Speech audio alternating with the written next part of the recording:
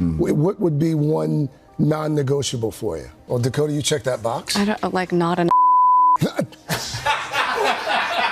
You're at a Coldplay show to feel small in the best way. Tiny against 60,000 bracelets pulsing like galaxies. Tiny inside a chorus that swallows doubt. Tiny under screens big enough to turn one face into a planet. And then, at Gillette Stadium, the universe zoomed in too far. A couple flashed onto the jumbotron, smiling the way people smile when they think no one is watching. Until everyone is watching. The camera lingered. The internet blinked. And somewhere between the sax break and the second verse, Boston learned that the grinning guy in frame wasn't just any fan, but a well-known CEO standing beside someone who definitely wasn't his wife. That's when chaos replaced choreography. And that's when a different question exploded across feeds. How would Dakota Johnson react? We all know a reaction from Dakota Johnson can break the internet in a second, considering her recent breakup with Chris Martin left us all in tears and shocked. But before getting into her reaction, I would like to apologize to all of you guys. I know I mentioned Chris Martin keeps ringing her. This came from pure gossip, and I would like to set the disclaimer that this video and all videos in this channel include commentary on public figures and summarizes reported information and rumors from entertainment and news sources. All claims remain allegations unless confirmed by the parties involved. Now, back to her reaction. No one asked for a morality play at a stadium concert, but the screen had other plans.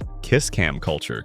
The harmless, sugary filler that comes with nacho cheese and plastic beer cups mutated into a live-streamed HR crisis. Security guards glanced at each other. A floor manager radioed, "Too late. Cut away." The crowd surged with that uncomfortable electricity that happens when gossip becomes a public utility. In the VIP section, you could feel the eerie weather. The music kept sailing because Chris Martin is the sort of frontman who threads needles mid-song, but a million phones put the moment in their pockets. By sunrise, the clip had a passport stamp for every platform. It was labeled a mistake by some, a reveal by others, and a home run for the mess-loving side of the algorithm. And inside that storm, there was Dakota, not the headline, not even on stage, but the gravitational center of a question the internet loves asking women. What does she think? She has always been the mystery in the balcony, the person the music keeps circling as if sound could be a lighthouse. When the world first clocked Dakota at a Coldplay show years ago, she wasn't waving. She was observing the way directors do. Later, she literally directed, shaping the band's visual language with an old soul ballroom story that made dancers look like they'd learned to breathe underwater.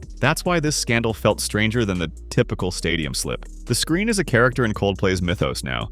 It throws love notes 100 feet high. And the screen, careless, hungry, certain, suddenly turned into the thing Dakota has avoided her entire adult life.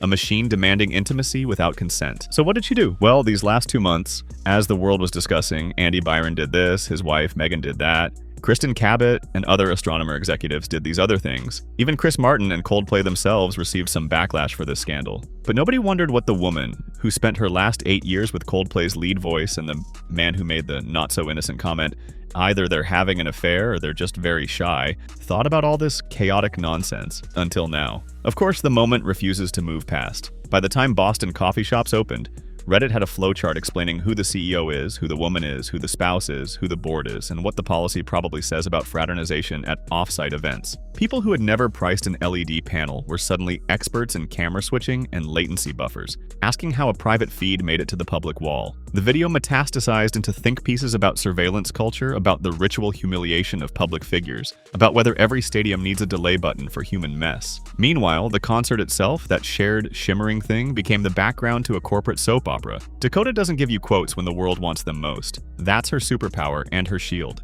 She has learned to make privacy feel like poise. In the days after Gillette, reporters did the thing reporters do. Sources say, insiders claim. But the on-record answer was silence and a schedule. She showed up to a photo call and kept the conversation on her movie. She walked a dog with comic book ears and an attention span of 3 seconds. She sent the same message by refusing to send any message at all. I'm not the protagonist of your stadium scandal. That doesn't mean she didn't notice the cultural whiplash. She spent years watching the line between performance and confession get erased by bigger screens and better cameras. Concerts used to be windows, now they're mirrors. Everyone is both an audience and a broadcast unit, a witness and an antenna. The Gillette Jumbotron didn't expose a secret so much as it exposed the machinery of attention itself. The CEO's problem was not that he made a mistake. It's that the modern crowd can't stop filming the moment a mistake gets interesting. The scandal wasn't just infidelity, it was scale. Inside that context, Dakota's reaction reads differently. Imagine how easy it would have been to roll her eyes theatrically, to perform outrage and harvest the clicks. Imagine how satisfying it would have felt for the internet to see a woman adjacent to power judge a man inside power. But she doesn't grant the crowd that catharsis. She lets the music reclaim the room. She has spent enough time beside an arena's beating heart to know that spectacle is oxygen, and that somewhere there's a kid hearing her favorite song live for the first time. You don't get to steal that from her.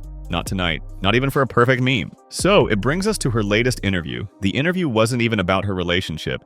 It was all about her new movie, Splitsville. Still, the reporter couldn't help but make the question. We all keep asking ourselves, just a bit more of a discreet way, what entanglement do you think is more chaotic? The one in Splitsville, or that couple in the now infamous jumbotron moment? Her response? She doesn't want to avoid the topic.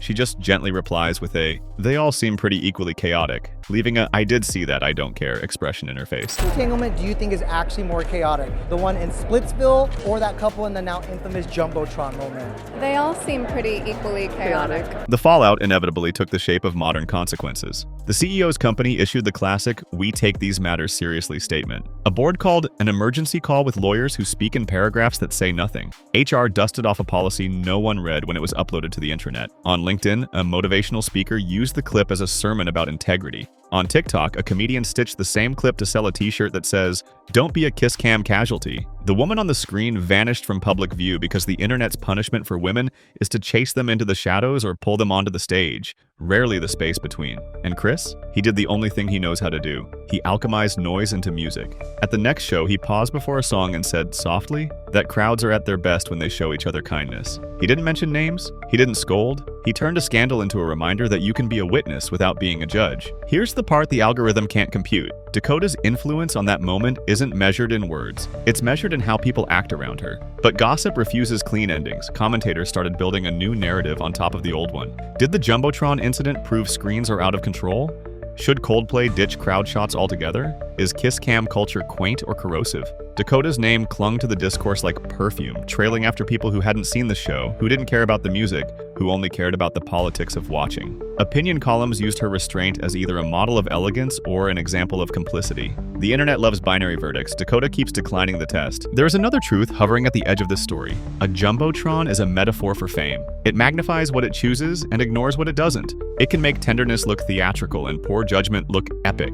It flattens context, edits in real time, and never asks for permission. Dakota has existed beneath various forms of this machine since childhood. She learned early that the way to survive a screen is not to conquer it, but to starve it. Don't feed it the nervous laugh. Don't feed it the sanctimonious glare. Feed it nothing, and it eventually swivels toward a new feast. That doesn't mean the lesson is apathy. It means choosing your frame. The next time Dakota turned up at a Coldplay show, the same screen that caused the uproar displayed a montage of fan-submitted clips. Moms dancing with toddlers on living room couches, hospital workers swaying in scrubs, a couple celebrating a remission. Between songs, the production team slipped in messages about consent and kindness. Gentle, almost subliminal. When the camera found Dakota at last, she tipped her head toward the crowd, pressed her palm to her heart, and then pointed it outward. A small gesture that said, "Keep the circle going." The image lasted 1 second and did not trend. That too was the point. If you came here for an answer to whether she approved, condemned, forgave, or forgot, this is where you realize you've been chasing a destination that doesn't exist. What the internet calls reaction is often just performance. Dakota's refusal to deliver one is a reaction in itself, a choice that puts the conversation back on the humans who were actually harmed and the systems that turned their mistake into entertainment. The CEO will be fine or he won't. The woman will be okay or she won't. The stadium will keep selling tickets, the band will keep playing, the screen will keep hunting for faces, and Dakota will go on being the person who knows when to dim her own light so a moment doesn't turn into a bonfire. There is a final image worth carrying out of this. The stadium after the encore, when the bracelets fade and the aisles fill with people shuffling toward the exits. The screen is black now, just a square of potential. The field is a patchwork of confetti and crushed cups. Two maintenance workers sweep in companionable silence. A father hoists a sleepy kid over his shoulder. In that liminal hour, after spectacle and before memory, you can feel why people show up in the first place. Not to catch a scandal, to be small together,